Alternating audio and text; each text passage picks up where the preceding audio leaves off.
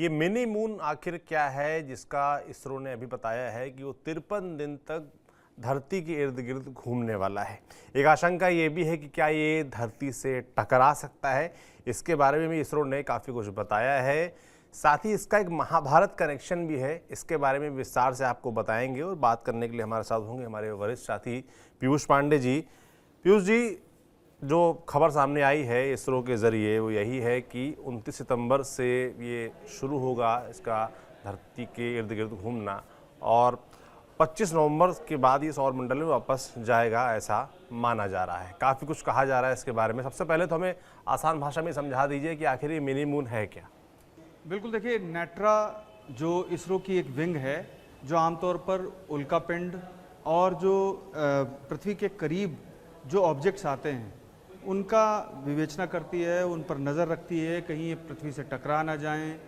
तो इन सारी स्थितियों को जो विंग गौर करती है और जिनको ट्रैक करती है, उस विंग ने साफ तौर पर ये स्पष्ट किया है कि जो PT5 है, PT5 इसका वैज्ञानिक नाम है, और जो वैज्ञानिक नाम के साथ में एक नाम जोड़ दिया जाता है जो कि इस स्थिति को स्पष्ट करता है कि ये एक समूह से रिलेटेड ऑब्जेक्ट हैं।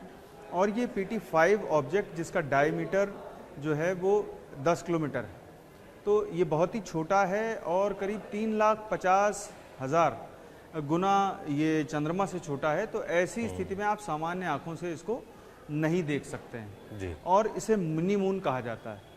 मिनी मून का संबंध अर्जुन से है, क्योंकि अर्जुन का संबंध महाभारत से है, और ये महाभारत का जो नाम है जो अर्जुन लिया गया है, ये बाकायदे वैज्ञानिक शाखा है जो नासा की, उसने इसको अनुमोदित किया था, यानी कि इसकी सिफारिश की थी कि इस उल्कापिंड समूह या ऑब्जेक्ट समूह का नाम अर्जुन के नाम पर रखा जाए, और उसे रखा गया। तो ये जो मिनी मून है ये पृथ्वी के करीब है और ये पृथ्वी से नहीं टकराएगा, ये स्पष्ट किया गया है बाकायदे नेट्रा की तरफ से। और नेट्रा ने ये भी बताया है कि नासा की तरफ से जो इस समूह का नाम दिया गया है वो महाभारत के अर्जुन से संबंधित है। और ख़ास बात यह है कि इतना छोटा है ये कि आप यहाँ सामान्य आँखों से इसे नहीं देख सकते हैं। तो ये जो लगातार ट्रैकिंग और सर्च, ये सारी चीज़ें चलती रहती हैं, जो नासा की ओर से भी की जाती हैं, इसरो की ओर से भी की जाती हैं, दुनिया भर की तमाम जो खगोल विज्ञानी एजेंसियां हैं, और लगातार जो रॉकेट और आकाशगंगा में बहुत सारी चीज़ों की खोज करती हैं, वो एजेंसियां ये सारी चीज़ें ट्रैक करती हैं। क्योंकि कई बार ख़तरा होता है कि आकाशगंगा से सीधे तौर पर कोई उल्कापिंड धरती पर आकर गिरे और महाविनाश कर दे, लेकिन इस स्थिति से बचाव के लिए पृथ्वी खुद ही समर्थ है, और बहुत ही बड़ा कोई उल्कापिंड होगा वही ओजोन की परत से अंदर फिर आ पाएगा। अदरवाइज या तो वो टकरा करके वापस लौट जाएगा और या फिर जल जाएगा और वहीं पर ख़त्म हो जाएगा। तो मिनी मून जो है वो इस तरह से संबंधित है महाभारत के अर्जुन से।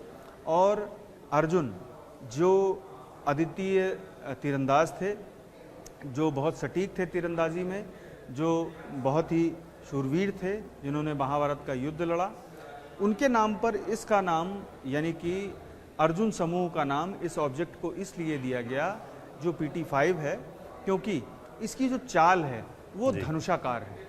आप या यूं कह सकते हैं कि घोड़े की जो नाल होती है जैसे बनी होती है, ऐसे कर जो थोड़ा सा अंडाकार होती है, तो उसी तरह से ये राइट वे में और लेफ्ट वे में चलता है, और इसी तरीके से ये मार्ग अपना तय करता है, और बड़ा वेग होता है, इसमें तेज़ी होती है। तो इस वजह से ही इसका नाम अर्जुन समूह से जोड़ा गया है, और यही वजह है कि इनको महाभारत कालीन अर्जुन के साथ संबद्ध किया गया है और इस समूह का नाम अर्जुन रखा गया है। तो ये सारी वजह है, और स्पष्ट तौर पर नासा ने ये भी इसरो ने ये भी स्पष्ट कर दिया है कि किसी भी तरह से ये ऑब्जेक्ट पृथ्वी से नहीं टकराएगा। जी सौरभ। बिल्कुल, ये एक बड़ी क्वेरी थी भी, क्योंकि हाल में कुछ सोशल मीडिया पे इस तरह के दावे चल भी रहे थे कि कोई उल्कापिंड आ रहा है बड़ा सा, और वो धरती से टकराने वाला है, धरती खत्म हो जाएगी, इस तरह के दावे सोशल मीडिया पर काफ़ी किए जा रहे थे। और ये जो आपने मिनी मून बताया, छोटा चंद्रमा, ये कोई पहली घटना नहीं है। इस तरह की घटनाएं पहले भी होती रही हैं। 1997 में, 2013 में, 2018 में भी इस तरह की घटनाएं हुई हैं। तो अब इस बीच ये जो एकदम से बात उठी है कि भाई धरती से क्या टकरा सकता है, उसको लेकर आपने बताया कि इसरो ने साफ तौर पर ये क्लियर किया है कि ऐसी कोई संभावना नहीं है टकराने की, या ऐसी कोई भी चीज़ नहीं होने वाली। क्या इसरो ने इसके बारे में और कोई डिटेल जानकारी दी है, या ये बात कहाँ से आई कि भाई ये टकरा सकता है?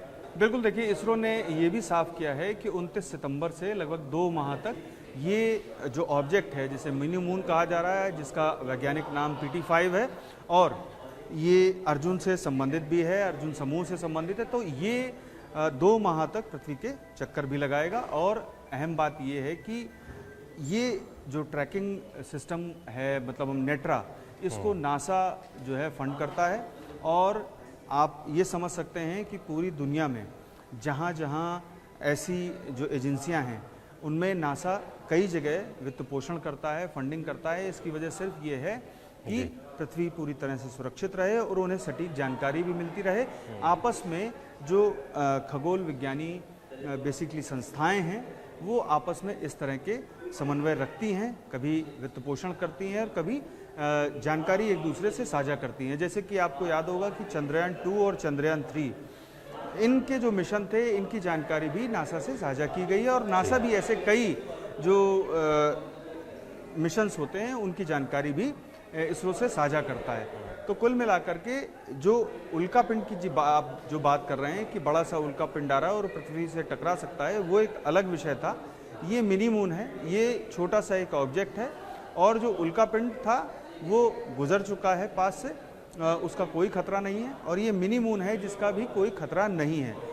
अगर किसी तरह का खतरा होता भी तो ये इतना बड़ा ऑब्जेक्ट नहीं है कि वो पृथ्वी के भीतरी हिस्से तक पहुंच पाए।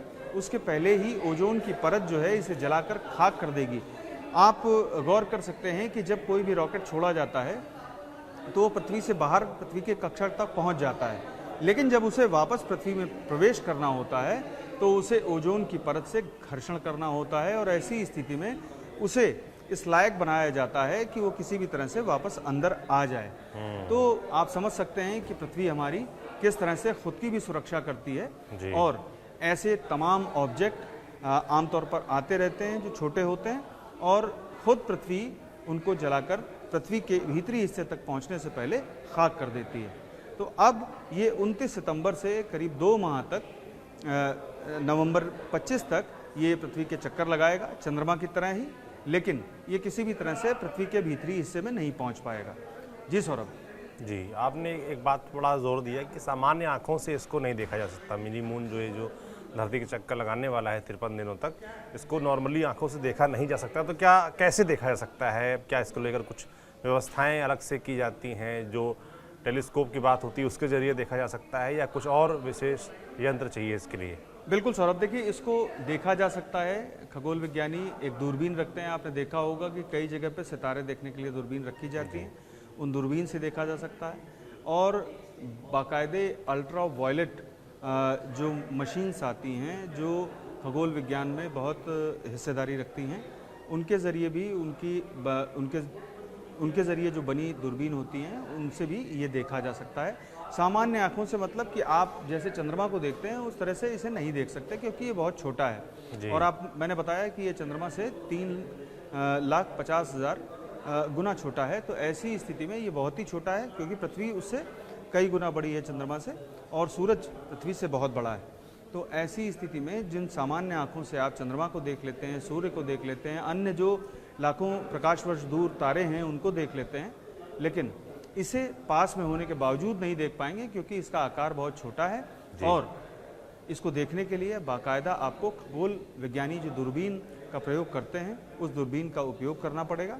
और ऐसा भी नहीं है कि ये किसी पन्नी के माध्यम से या किसी अन्य ज़रिए से देखा जा सके, जैसा कि आमतौर पर जब कोई ग्रहण पड़ता है तब उसमें लोग देखते हैं। लेकिन ये मैं स्पष्ट कर देता हूँ कि ग्रहण पड़ने पर भी ग्रह का आकार जो है वो उसके काफ़ी बड़ा रहता है। जैसे सूर्य ग्रहण होता है, चंद्र ग्रहण होता है, तो उनका आकार काफ़ी बड़ा है। ये आकार से संबंधित विषय है। तो यही वजह है कि आप सिर्फ इसे दूरबीन से देख सकते हैं, जो विशेष तौर पर खगोल विज्ञान में प्रयोग की जाती है। जी सौरभ। बिल्कुल।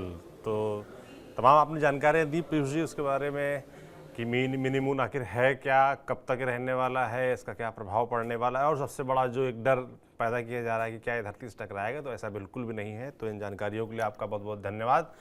बाकी जैसा कि तारीख बताया कि 29 सितंबर से लगभग 2 माह तक ये पृथ्वी के इर्द गिर्द परिक्रमा लगाएगा मिनी मून, जो कि मून से यानी कि असली जो चंद्रमा है उससे 3.5 लाख गुना छोटा है साइज में। इसको सामान्य आंखों से नहीं देखा जा सकता और 53 दिनों तक ये धरती के इर्द गिर्द घूमेगा और कोई खतरा नहीं है। तो हमारी नज़र भी रहेगी, कुछ फोटोज़ और चीज़ें आती हैं इसके बारे में अपडेट तो आप तक हम ज़रूर पहुंचाएंगे। आपको ये बातचीत कैसी लगी हमें कमेंट बॉक्स में लिख कर ज़रूर बताइएगा। देखते रहिए TV9 डिजिटल। शुक्रिया।